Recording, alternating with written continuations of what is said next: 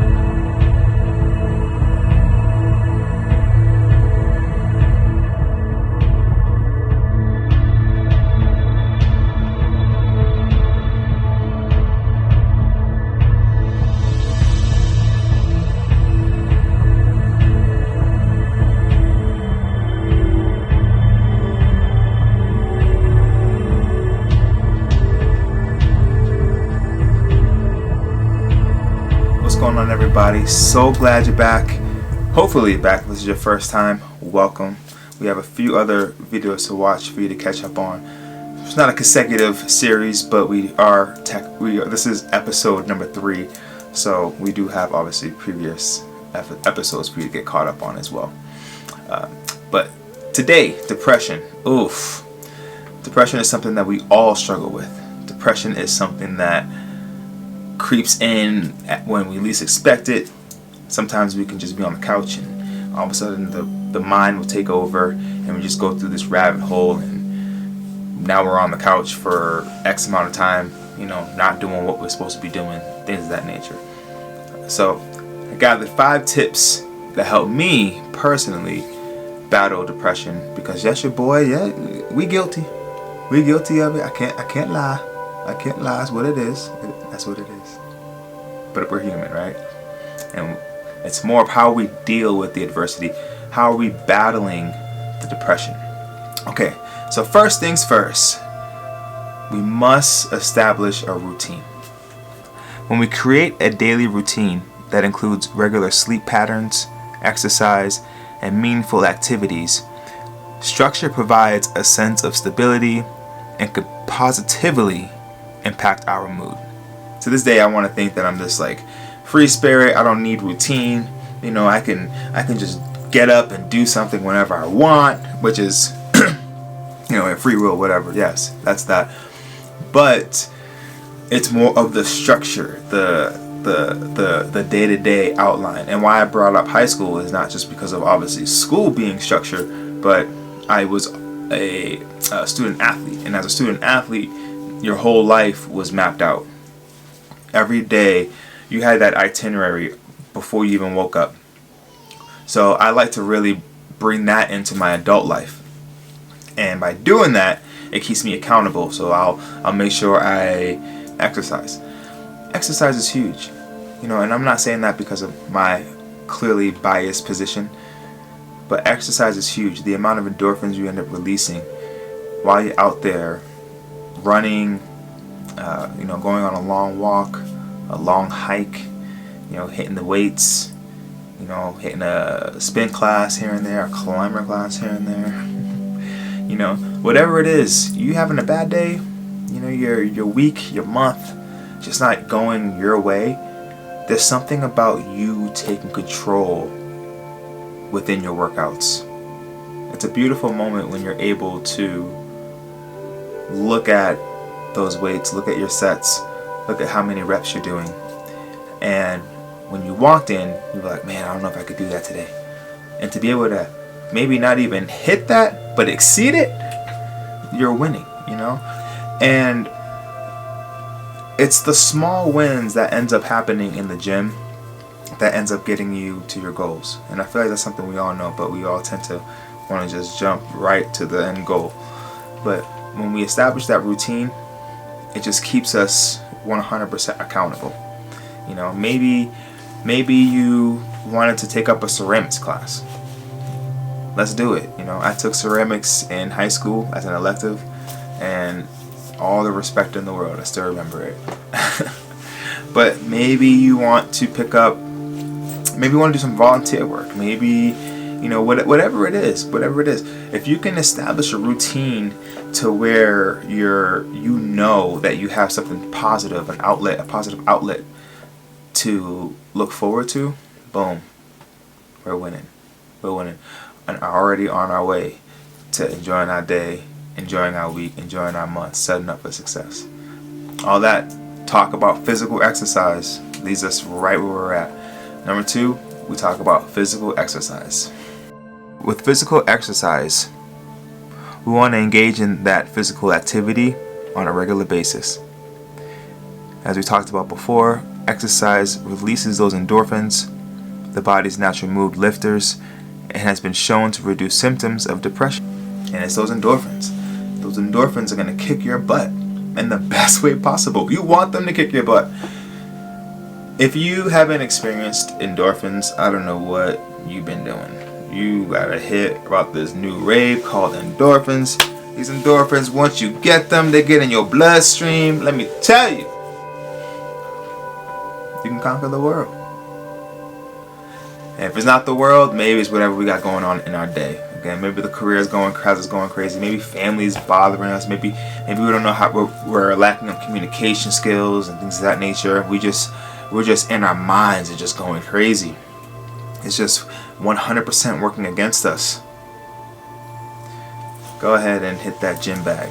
And you've heard it. Nature's natural lifter. I mean, what else do you need to prove to you that the physical activity is going to help release those endorphins? Those endorphins are going to combat the feelings of depression. Now, it's not forever, right? Like, that's something we have to work on consistently. But that's a great starting point. I love rollerblading, as you all know. And if you didn't, you know now. And that's my escape. I put my music on and I go around the lake and skate. That's what I do. And everything falls to the wayside. All the things I was thinking about for that hour and a half of skating, it's just me, my music, and the pavement. It's just that simple. And that level of bliss, when I walk away, yeah, my problems are still there.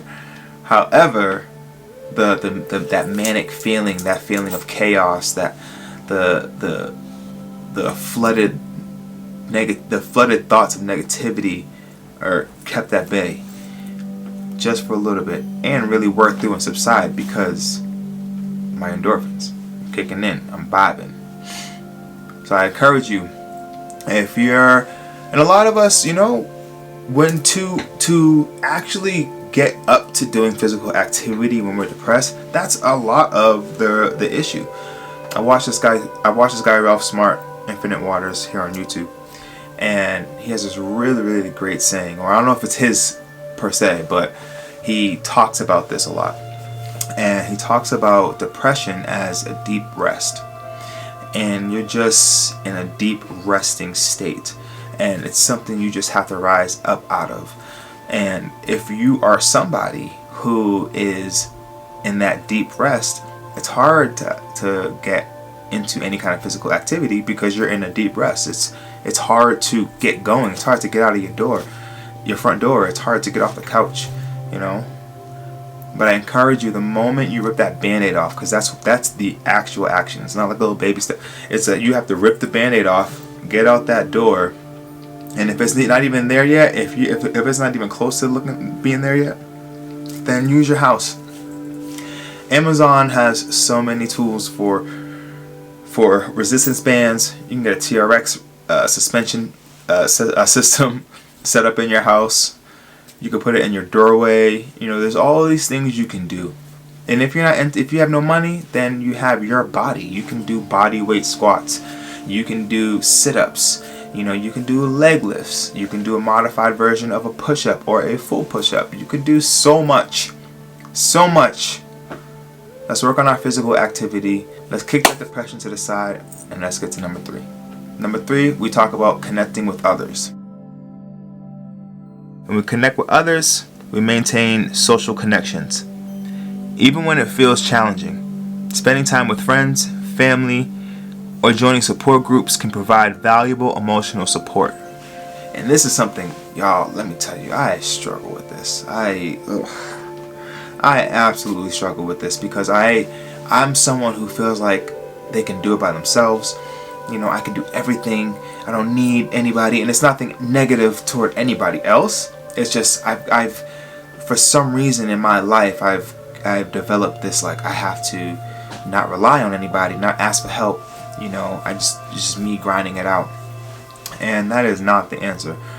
I've actually slowed down my progress because I was so focused on just I'm good. I don't need help. I can do it by myself. I have all the answers, and it's like, ooh, you may have one answer out of the infinite amount of answers you need to get where you need to get going. So I encourage you to, maybe not even your spouse. Don't think about your plus one. Really get out there. You know, expose yourself to other groups, other different cultures, other people. That way you develop your own little support group. Within that support group, you have people that actually want to engage in you and build you up. And sometimes family can't do that. You know, sometimes family, we're just born into the family where we are born into, but sometimes those family members can't give you everything that you need to help uplift you, to help get you out where you're from. And sometimes it's really cool to have someone who really doesn't know you but wants to get to know you, and now this relationship grows and they become your family, because family ultimately means that this group of people love each other. This group of people support each other and want each other to win. That's what family is. Yes, family is blood, but it goes a little bit deeper than that as well. So 100% surround yourself with those who want to win. Surround yourself with those that just want to sow positivity into your life. Maybe wherever you are, maybe you have a local church group. If church isn't your thing, maybe there's a meetup somewhere near you. Just get out there. Get out there. When we're depressed, our worst enemy is ourselves, right? You gotta get out. You gotta get out. You gotta kick that. We gotta kick the depression to the curb. Curb. All right, y'all. Number 4. Mindfulness and relaxation techniques. Incorporate mindfulness practices such as meditation and deep breathing exercises into your daily routine. These techniques can help manage stress and improve mental well-being. So you know that friend that's been asking you to go to the yoga class? Maybe you take them up on it. If this is a really cool app called ClassPass, I don't know if you know about it, but get up on there. ClassPass has all these cool well, I actually don't know how it works. I'm an instructor. I don't actually have ClassPass, but with ClassPass, you're able to you get to diversify your fitness portfolio. So you can go to boxing one day, you can go to yoga one day, you can go spin one day. You know, you can do all these things, these modalities using your ClassPass app, and it's based off of points. And this is not a sponsored video. I'm just trying to give y'all some gems so that way we can remove our excuses in 2024 and get this work. But you go on there, you go book yourself a yoga class, go book yourself a Reiki reading. I don't know if I said that right, but go do something that's going to get inside of you, inside of your soul, inside of your temple, and do some cleansing and do some cleaning. Those deep breath exercises, and breathe it out. Let's work on a hike. Let's work on anything that gets you to cut any of the cords around you. Finding that isolation. The isolation is internal, so it's not external. So yes, you don't have to go on a hike. That's my MO. I love when I'm having a bad day, when I'm having a bad week, month, go on a hike, go on a walk, and it 100% helps me clear my mind, gets my thinking right where I need to be. But that's, if you prefer a indoor setting, again, go look into a yoga class. Go look into something that's a slower tempo, that's focused on you, your breathing, and your tempo. Again, we're kicking that depression to the curb. Alright, last one, number 5. We want to seek professional help. So if that depression persists, we reach out to a mental health professional. Therapy or counseling can 100% provide effective tools and strategies to cope with and overcome depression. When I was 14, I was battling depression really bad. Little insight, my parents were getting divorced, or they were actually fully divorced at that time, and I was, we were doing the whole, the back and forth thing, and then as I'm becoming a teenager, I really developed that anger, and not toward my parents, just angry at life and where it was going, because I was able to have an experience when my parents were together, and then I experienced a life where they were separate, and I loved the together family unit, and I could not rationalize why they would want to get divorced. Like I couldn't accept any of their reasonings. So you start, at least I was the kind of kid that internalized. I was a really bad communicator, still working on it, and I just kept everything inside. And so it really created this person in me, this negative energy, this boy you need therapy kind of vibe. So that's what I did. And for what I can remember, it was really good because I was able to actually have some of my sessions with my dad, my mom. We actually had a big group family session. I say big, it was just me, my sister, my dad, my mom, and again, my parents were separated, so divorced. So to see them together in that moment meant something to me, because it was like, all right, this is serious. This is something that we have to get through. We have to work this out. So, and therapy is something I encourage to anyone. Doesn't matter how old you are. Doesn't matter how young you are. You need someone to talk to. Again, if you are depressed, you are your worst enemy. So if you're the one giving you advice, it's probably not the best advice. We need help. We need help. And even further than me, clearly I'm no guru. I'm no professional in treatment. But what I am is somebody who cares about you, and someone who has life experience that I can share my own to, hopefully you don't end up making the same mistakes as I did, or if anything, you can help work through the things that are presented in front of you. Man, y'all are great. If you would please subscribe to the channel, y'all are amazing. I took last week off, so I apologize about that, but we're back now, so don't go nowhere. We've got more videos for you. And if you haven't watched, again, this is your first time, if you haven't watched the previous videos, go ahead and check them out. Alright, y'all. I'll see you when I see you. Chill.